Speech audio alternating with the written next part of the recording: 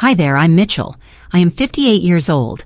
For the sake of privacy, I have changed the names of everyone involved, including my own.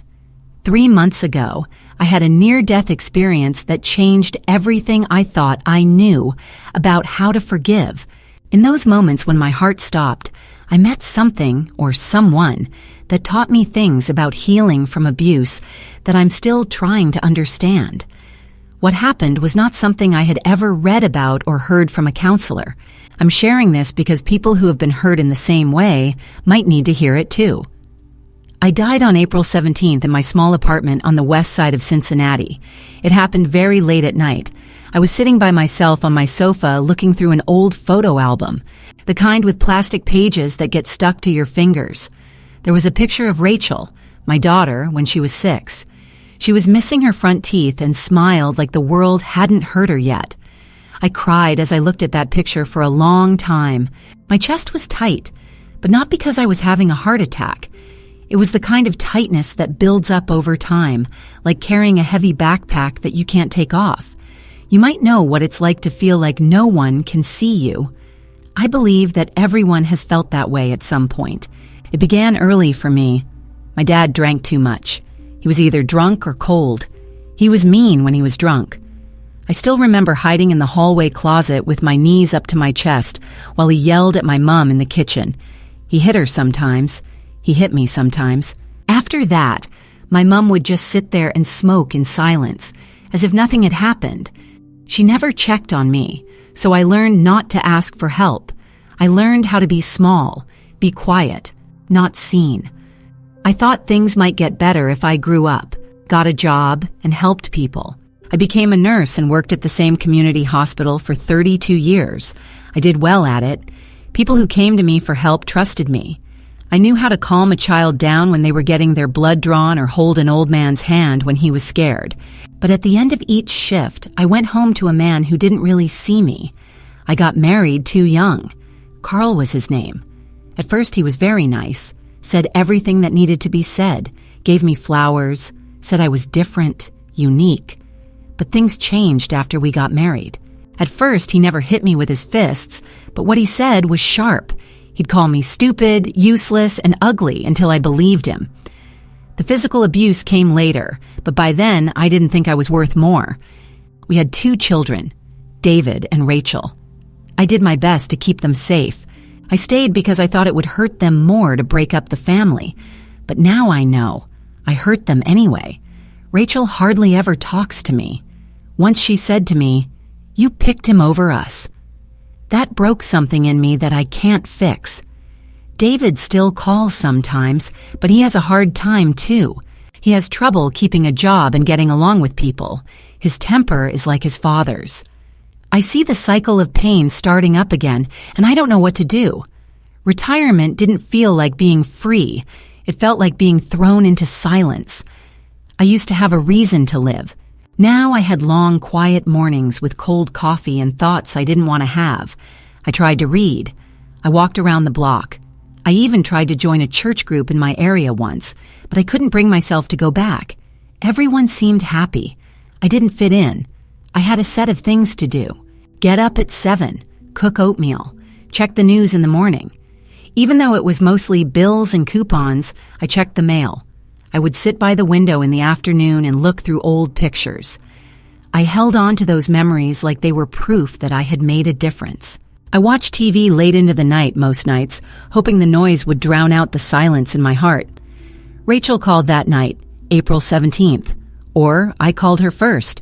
We hadn't talked in months. I sent a message. She called back and wanted to know why I was bothering her. I told her I missed her. I told her that I loved her. "You say that now, but where were you when I needed you to leave him?" she asked. I tried to make it clear. I told her I was scared and that I thought I was doing the right thing. "You let him hurt us," she said. After that, she hung up. I didn't hold it against her. No, not really. But something broke inside me. I got up from my chair, walked to the bookshelf, and took down the old family album. As I looked through the pages, birthdays, Christmas mornings, and school plays, I kept asking myself the same thing. Why did I stay? Why didn't I do a better job of keeping them safe? Why didn't anyone look out for me? Lastly, I said out loud, God, why did you let them kill me? I didn't think I'd get an answer. I hadn't felt God in a long time. I had prayed many times over the years, some of them angry, some of them desperate, and some of them quiet begging. But most of the time, I felt like I was by myself. I thought that maybe God had forgotten about me or that I wasn't good enough to be seen. That's when the pain started. It hurt a lot in my chest at first. I let the album go. The pictures on the floor looked like pieces of my life that I couldn't hold on to anymore. I tried to get up, but my legs wouldn't let me. I fell to the floor. I thought about Rachel's voice and how cold it sounded. Then everything went black. But what happened next was not dark at all. But I'll tell you more about that in a minute. Before everything changed, I just wanted you to know who I was. Because you might have felt broken too. You might have thought about whether your life mattered while sitting alone in a quiet room. You might have whispered angry prayers, not expecting an answer. If so, you're not the only one. I was Mitchell, a nurse, a mother, a woman who had too much pain for too long. And then I died. And what I saw changed everything. 1 minute, I was on the floor trying to catch my breath. Then everything got quiet, not just outside, but also inside. The ache in my chest was gone. The weight on my shoulders, which I had carried since I was a child, just went away. I thought I might have passed out at first, or fell asleep.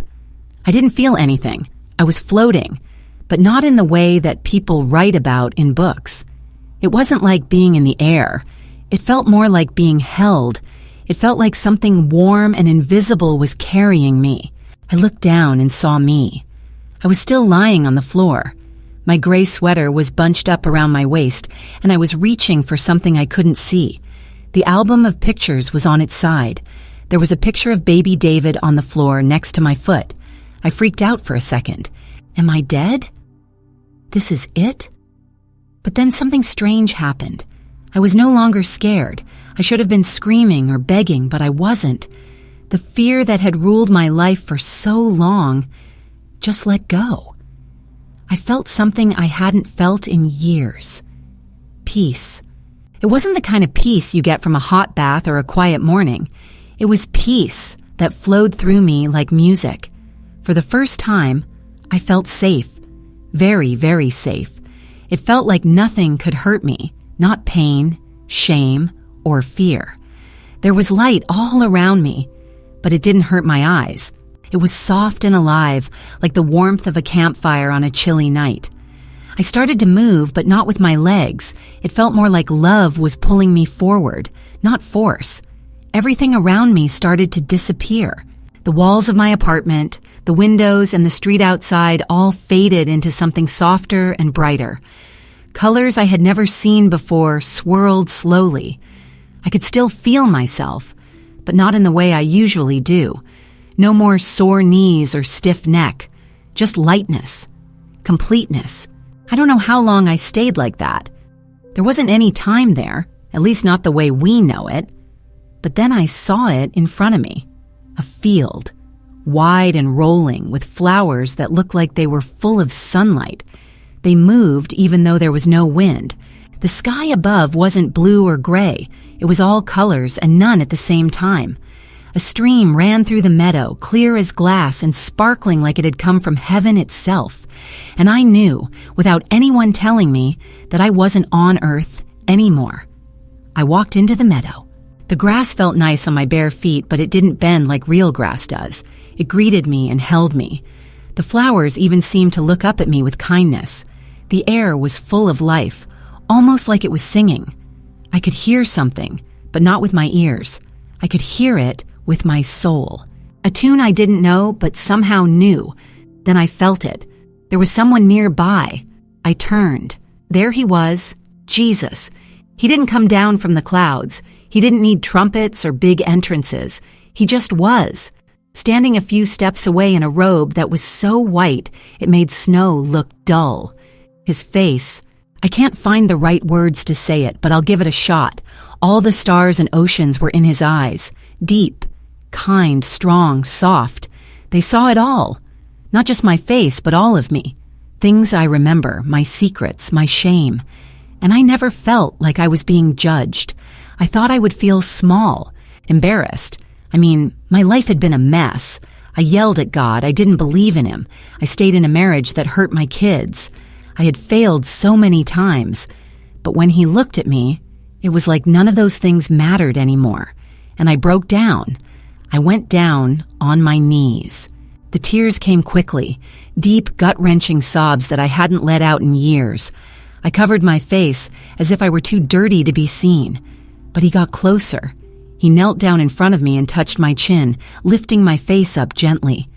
And when I was with Him, I felt something I had never felt before. I was loved completely, as I was, even with all the chaos. There was nothing like His touch on earth. It was as if His hand reached through the layers of pain inside me and started to take them apart, one by one. I couldn't keep it to myself. I cried like a kid, the kind of crying you do when you finally feel safe enough to let go. He didn't hurry me. At first, He didn't say anything. He just held me. Yes, Jesus did. I don't know how long I stayed there, but I felt years of pain start to go away in that hug. My father's fists, my mom's silence, Carl's angry words, Rachel's broken heart, David's sadness, everything seen, known, held. I pulled back and looked at Him after a while. I was still crying, but the tears were different now. They were full of hope, something I hadn't felt in a long time. Jesus smiled, and then He said my name, Mitchell. One word was enough to shake the whole sky. People had called me honey, nurse, mom, nothing, and other bad things. But when He said my name, it sounded like God, as if it had always belonged to someone important. I've been waiting to hold you, He said. That's when I cried again. I don't know what I thought heaven would be like. What are the pearly gates? Angels playing harps? But what I got was better. People could see me. Not for what I had done or not done, but for who I really was. A girl, His child. The meadow around us got brighter. The stream that was close by sparkled even more. I could feel every drop of happiness in the air. It wasn't joy, it was home. Why now? I said it softly. Why me? Jesus looked at me with eyes that were both sad and loving. He said, because it's time. You've carried so much. Too much. And you were never meant to do it by yourself. He stood up and held out His hand to me. He said, come with me. And so I did. As we walked through the meadow, the flowers gently parted beneath our feet. I had no idea where He would take me. But this time, I wasn't scared of what was coming next, because I was with Him, and I knew that something inside me was about to change for good. We walked side by side, Jesus and me, through the meadow that seemed to glow with every step. I didn't speak right away. I didn't know what to say. I was still wiping tears from my face, trying to breathe in everything around me. This perfect peace, this feeling of safety I'd never known on earth. My heart, once so heavy, now felt like it could float. Jesus looked ahead, calm and steady.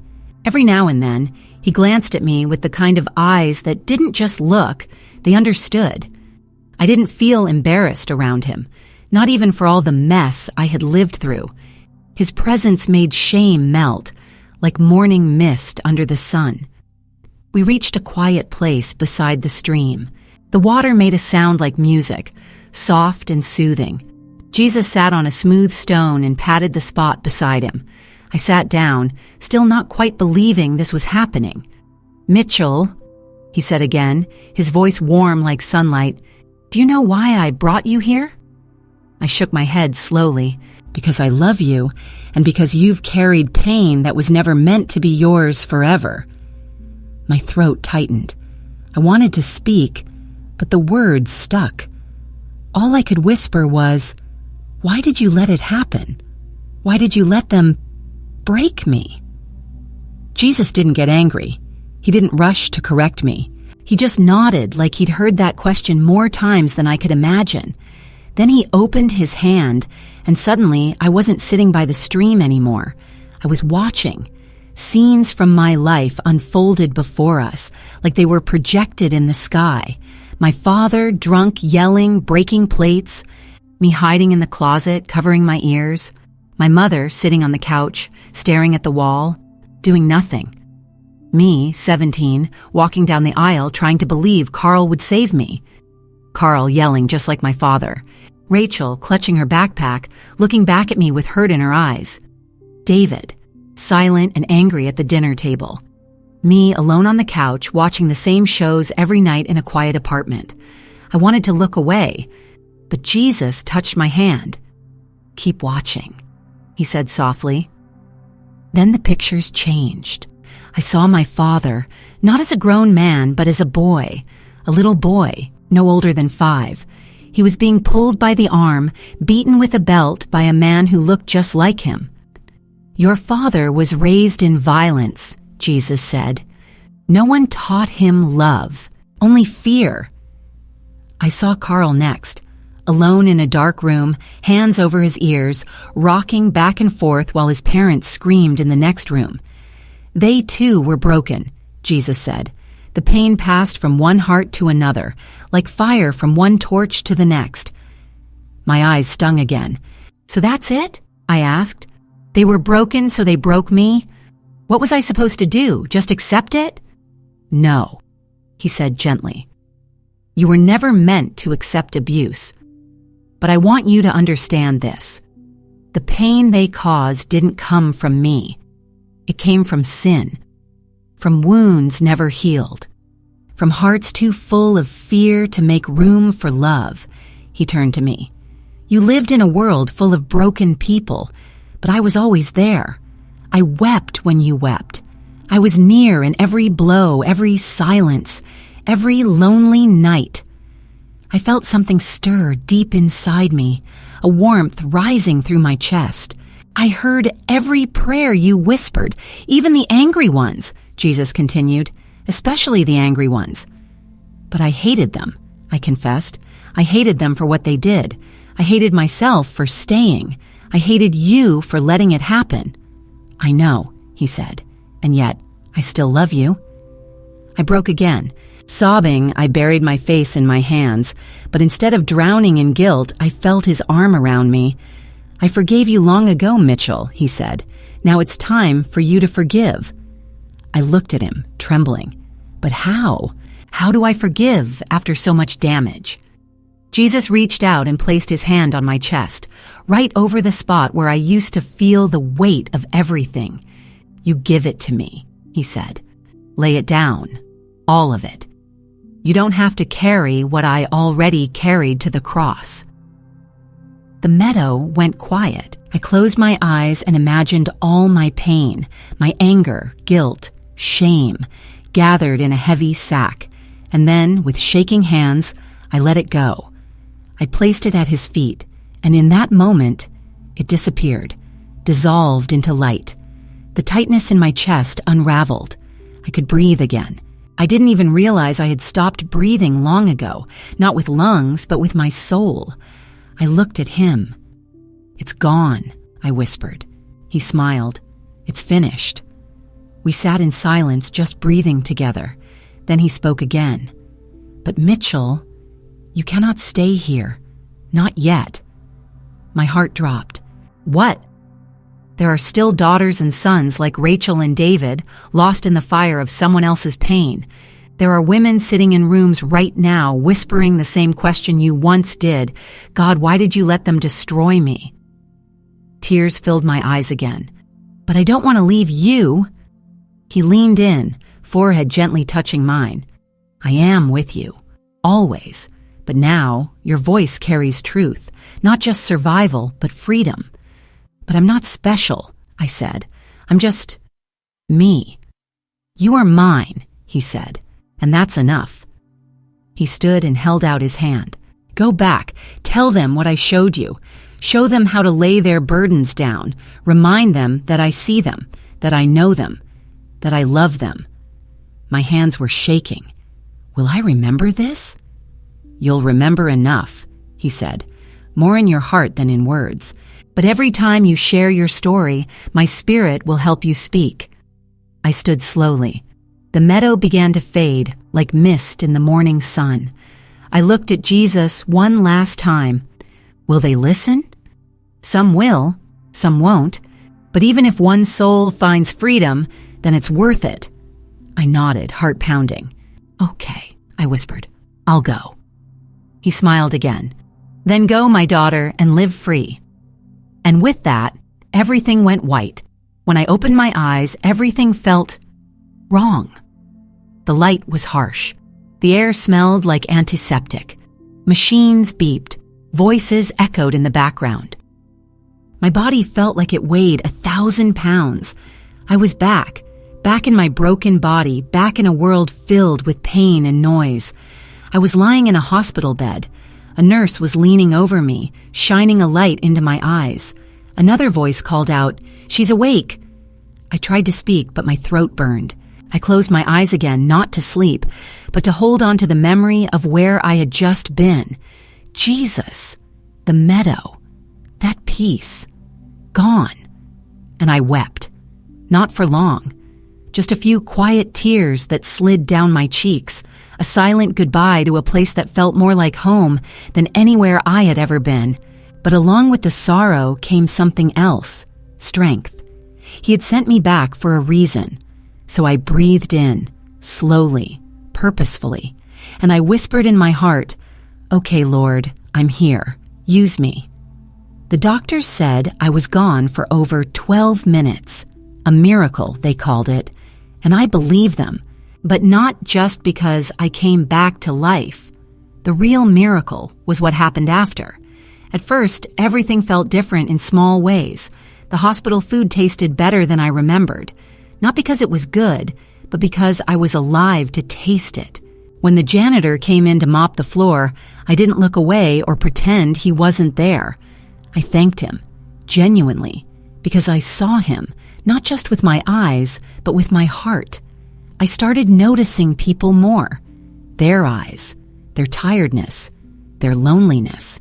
And I felt something inside me reach for them, quietly, like a candle wanting to be lit. When Rachel came to see me, yes, Rachel came.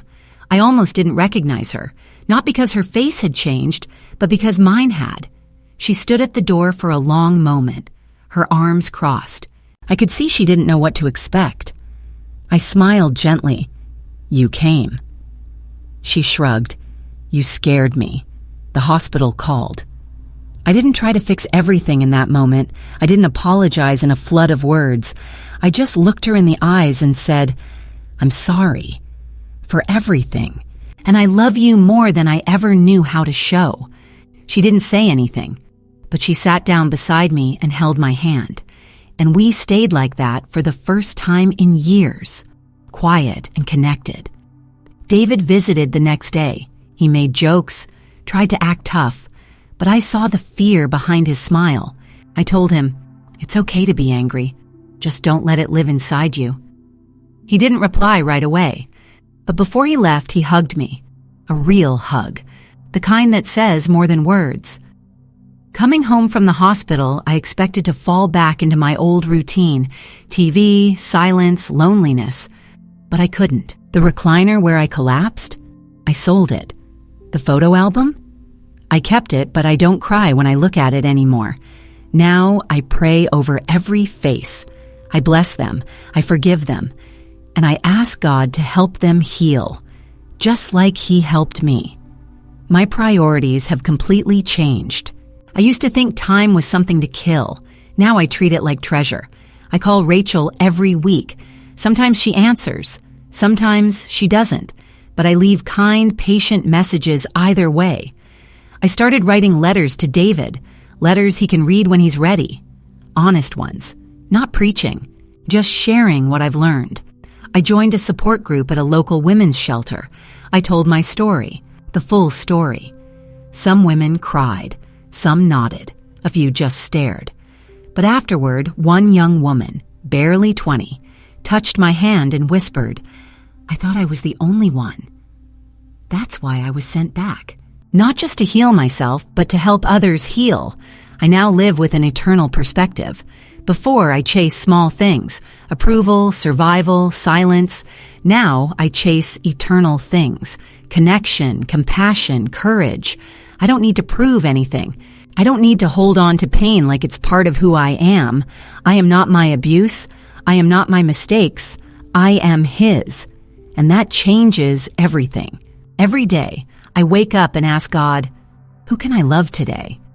It might be the cashier at the grocery store, or the neighbor who always seems grumpy, or a tired mother in the waiting room. Sometimes I just smile. Sometimes I listen. Sometimes I speak. But always, I see them. And I want them to know, you're not forgotten. You're not alone. You are deeply, wildly, eternally loved. I used to ask God, why did you let them destroy me? Now I understand. They didn't destroy me, they wounded me. But Jesus healed me. And now, the same pain that nearly broke me is the very tool He's using to help others. To you reading this, maybe you've felt invisible. Maybe you've been carrying something too heavy for too long.